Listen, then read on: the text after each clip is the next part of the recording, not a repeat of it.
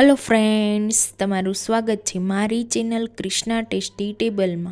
आज આપણે બનાવીશું ટેસ્ટી લીલા વટાણાનું ગરમા ગરમ સેવ ઉસળ। આ સેવ ઉસળ ખૂબ જ સરળ રીતે અને ઓછા સમયમાં બનાવવાનું છે કે તેમાં આપણે લીલા વટાણાની પલાળવાની ઝંઝટ વગર ફક્ત 10 જ મિનિટમાં આપણે આ સેવ ઉસળને તૈયાર કરવાનું છે। તેની સાથે આપણે સ્વાદિષ્ટ સેવ ઉસળની ચટણી કે તરી પણ તૈયાર કરીશું। એટલે આ તૈયાર કરેલું સેવ ઉસળ ઘરમાં નાનાથી લઈ મોટા બધાને જ ભાવશે। તો ચાલો રેસીપી ચાલુ કરીએ। વિડીયો ગમે તો વિડીયોને લાઈક કરજો, શેર કરજો। આવા જ નવા વિડીયો જોવા માટે મારી ચેનલને સબસ્ક્રાઈબ કરજો। તો ગરમા ગરમ સેવ ઉસળ બનાવવા માટે મેં અહીંયા 250 ગ્રામ જેટલા લીલા વટાણા લીધા છે। આ લીલા વટાણા સાથે સેવ ઉસળનો સ્વાદ ખૂબ જ સરસ લાગે છે। હવે આપણે અહીંયા 3 થી 4 પેસ્ટ તૈયાર કરીશું। તેના માટે મેં પહેલા અહીંયા મિક્સર જારમાં લગભગ 50 ગ્રામ જેટલું લીલું લસણ લીધું છે। તેના પછી તેમાં 4 થી 5 લીલા મરચાં ઉમેરી દઈએ। તેની સાથે અહીંયા મેં એક નાનો આદુનો ટુકડો લીધો છે, તેને ઉમેરી આપણે અહીંયા બારીક પીસી લેવાનું છે। હવે તે જ મિક્સર જારમાં આપણે 4 મોટી સાઈઝની ડુંગળી લીધી છે, એ લગભગ 1 કપ જેટલી છે, તેને ઉમેરી દઈશું। મેં અહીંયા સૂકી ડુંગળી લીધી છે, તમે લીલી ડુંગળી લો તો પણ ચાલે, આપણે એને બારીક પીસી લેવાનું છે। હવે તે જ મિક્સર જારમાં ફરી પાછા 4 મોટી સાઈઝના અથવા 1 કપ જેટલા ટામેટાં લેશું, તેને આપણે પાણી ઉમેર્યા વગર પીસી લેશું। હવે ઝટપટ સેવ ઉસળ તૈયાર કરવા માટે પ્રેશર કુકરમાં 4 ચમચી જેટલું તેલ ગરમ કર્યું છે। અહીંયા આપણે તેલ ગરમ થાય એટલે તેમાં હિંગ ઉમેરીશું, સાથે જે આપણે આદુ મરચાં લસણની પેસ્ટ તૈયાર કરીને રાખી હતી તે બધી જ ઉમેરી દઈશું। અહીંયા આપણે પેસ્ટને સારી રીતે સાતળવાની છે, જ્યાં સુધી પેસ્ટમાંથી તેલ છૂટું ના પડે અને આદુ મરચાં લસણની કચાશ દૂર ના થાય ત્યાં સુધી આપણે પેસ્ટને સાતળીશું। અહીંયા તમે જોઈ શકો છો આદુ મરચાં લસણની પેસ્ટ સતળાઈ ગઈ છે। હવે આપણે આમાં ડુંગળીની પેસ્ટને ઉમેરી દઈશું। હવે અહીંયા ડુંગળીની પેસ્ટને સારી રીતે મિક્સ કરીશું। આપણે ડુંગળીની પેસ્ટમાંથી તેલ છૂટું પડે ત્યાં સુધી આપણે કૂક કરવાની છે। તો લગભગ 2 થી 3 મિનિટ પછી તમે જોઈ શકો છો ડુંગળી સતળાઈ ગઈ છે। ડુંગળીની પેસ્ટમાંથી સારી રીતે તેલ છૂટું પડી ગયું છે। તો હવે આપણે આમાં ટામેટાની પ્યુરીને ઉમેરી દઈશું, સાથે સ્વાદ પ્રમાણે 1 ચમચી જેટલું મીઠું ઉમેરીશું અને સારી રીતે મિક્સ કરી ટામેટાની કચાશ દૂર થાય અને તેલ છૂટું પડે ત્યાં સુધી આપણે ટામેટાની પ્યુરીને કૂક કરવાની છે। હવે અહીંયા લગભગ 3 થી 4 મિનિટ જેવો સમય થઈ ગયો છે અને આપણી ટામેટાની પ્યુરી સારી રીતે સતળાઈ ગઈ છે અને સાઈડમાંથી તેલ પણ છૂટું પડી ગયું છે। તો આ સ્ટેજ પર આપણે 2 ચમચી જેટલું કાશ્મીરી લાલ મરચું, 1 ચમચી જેટલું ધાણા જીરું પાવડર, અડધી ચમચી જેટલો હળદર પાવડર, સાથે 2 ચમચી જેટલો સેવ ઉસળ મસાલો ઉમેરીશું।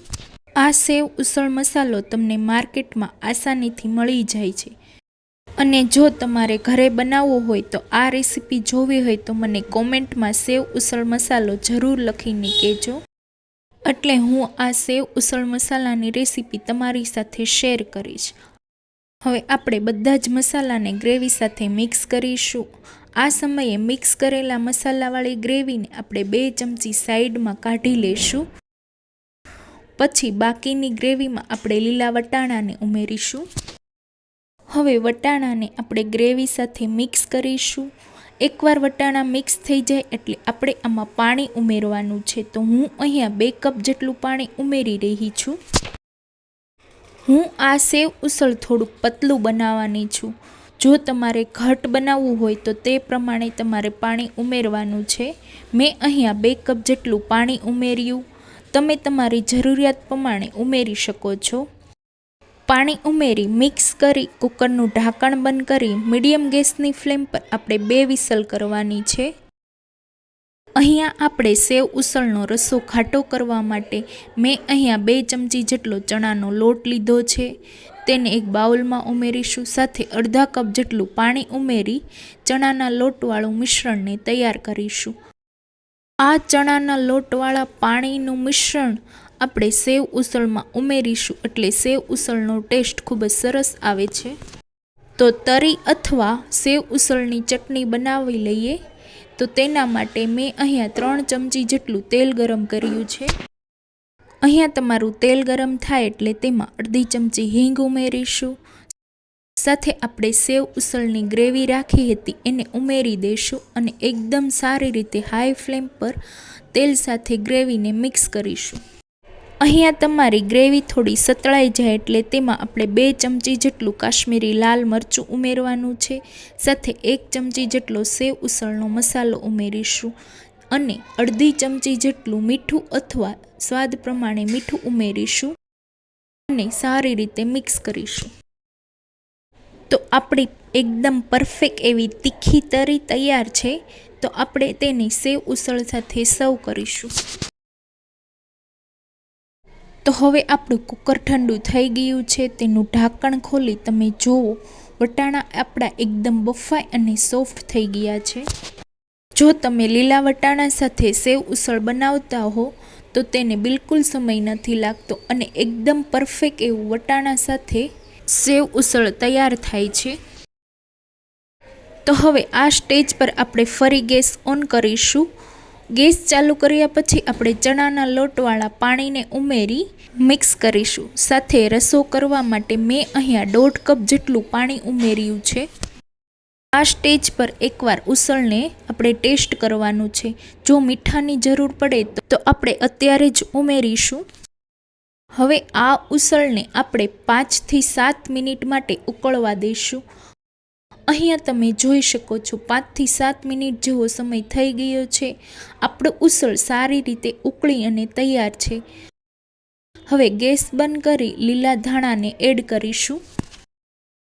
તો આપણું એકદમ પરફેક્ટ એવું ઉસળ બનીને તૈયાર છે. હવે આપણે સર્વ કરીશું. તો મેં અહીંયા જાડી બેસનની સેવ, પાવ, બારીક કાપેલી ડુંગળી, સેવ ઉસળને સર્વ કર્યું છે. તો આ રીતે ઉસળને એક વાટકામાં એડ કર્યા પછી ઉપરથી તમારે તરી ઉમેરી દેવાની છે. સાથે થોડી ગ્રીન ચટણી ઉમેરીશું. આ ગ્રીન ચટણી ઉમેરવાથી ખૂબ જ સારો ટેસ્ટ આવે છે. ઉપરથી થોડી જાડી સેવ સાથે બારીક કાપેલી ડુંગળીને ઉમેરીશું અને આપણી આ ગરમા ગરમ સેવ ઉસળની થાળી તૈયાર છે. તો એકવાર મારી રીતે લીલા વટાણાનું સેવ ઉસળ જરૂર ટ્રાય કરજો. જો તમને રેસીપી ગમી હોય તો લાઈક કરજો, શેર કરજો. આવા જ નવા વિડીયો જોવા માટે મારી ચેનલને સબસ્ક્રાઈબ કરજો. તો ફરી મળીએ એક નવી ટેસ્ટી રેસીપી સાથે. Thanks for watching.